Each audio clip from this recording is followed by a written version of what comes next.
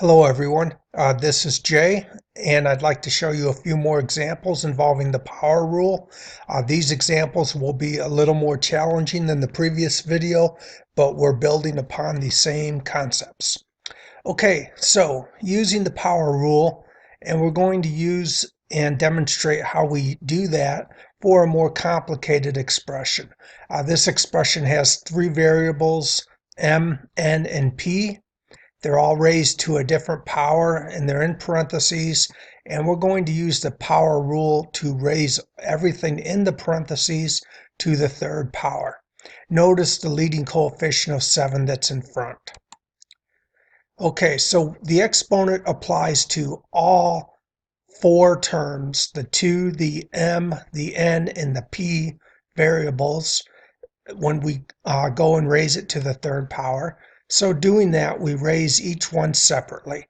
So we raise 2 to the third power, m to the third power, n to the fifth gets raised to the third power, and p to the seventh is raised to the third power.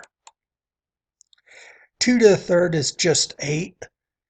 Now we use the power rule and multiply the exponents. So we get m to the third, n is to the 15th power, and that's because of 3 times 5 when we multiply the exponents.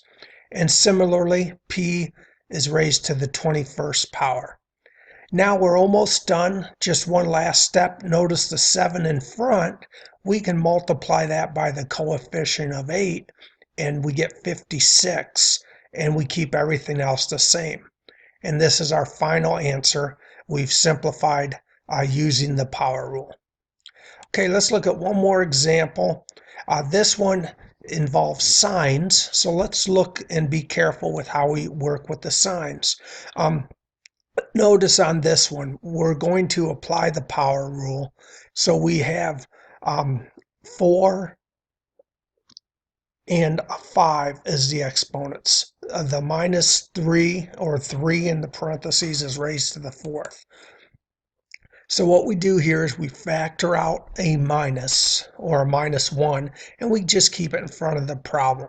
And we realize that what we really have is -1 times 3 to the fourth power, all raised to the fifth.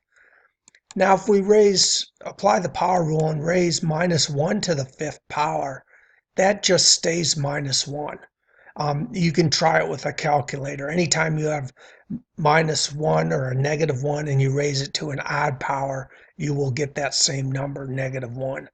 And then notice when we apply the power rule with the exponents of 4 and 5, we get 3 to the 20th power. And then our final answer, we just keep -3 and 20th power.